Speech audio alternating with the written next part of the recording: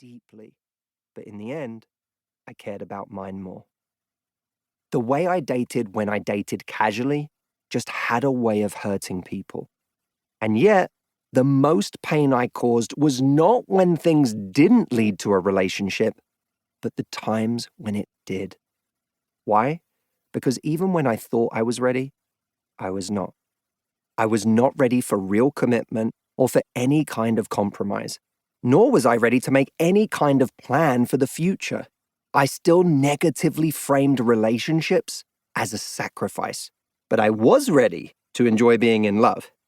And this, I would later learn, is not the same thing as being ready for a relationship. Not that I was aware of any of this at the time. If you'd have asked me then, I would have told you with no lack of sincerity that I was a great person to be with. I felt deeply. I loved intensely. I gave a lot to the relationship. I was respectful. I was sensitive to their needs and a good talker. All of this made me possibly the most dangerous kind of guy who's bad for you. The one you don't see coming. At least with an obvious cad, you know what you're getting into. You may still go home with him for the excitement of it all and the story, but you definitely don't expect a future. Like so many people who think they're being harmless in their 20s, I thought my job was to fall in love with someone and then strap in. But that is not a relationship. That's a fairground ride. It exists for our enjoyment. When the ride stops being enjoyable, we get off. Whatever the "you must be this tall to ride" sign reads for the roller coaster of romance, the height requirement for a serious relationship is much, much higher. Flashback. I'm 24, and I already think, or at least desperately want the world to think, I know it all. I find myself standing in front of the Beverly Hills sign with a major publishing deal for my first book, Get the Guy, millions of views on my YouTube videos, and a brand new prime-time NBC show called Ready for Love. By this point, I'd been helping people for 6 years, at all stages of dating, coaching thousands of people in person, on stage, in one-on-one sessions, in small groups and large ones, at every step of attraction, through every degree of heartbreak. But all that happened back in London.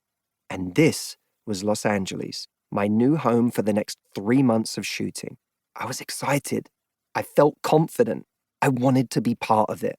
So here, in Beverly Gardens Park, too new in town to know or care what a cliche I was, I proceeded to film the first YouTube video I ever shot on US soil.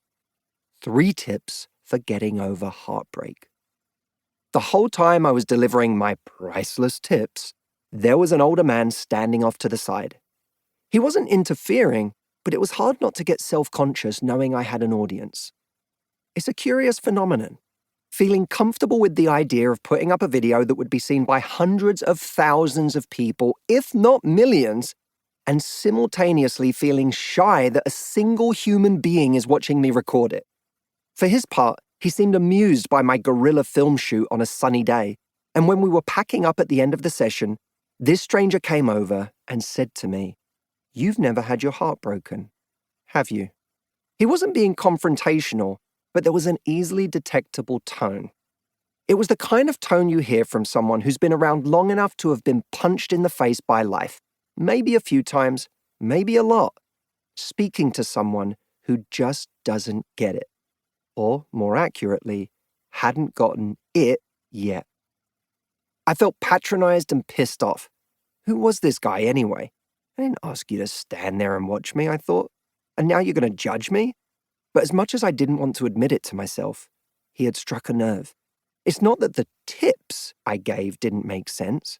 For what it's worth, they did. The surprising thing about the advice I was giving at 22 and 23 and 24 is how right some of it, not all of it, but a lot of it, really was.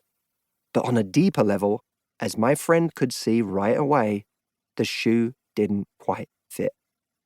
Someone who had lived longer and suffered through a real heartbreak would have known that cheerily offering tips was perhaps the wrong approach for speaking to somebody climbing out of the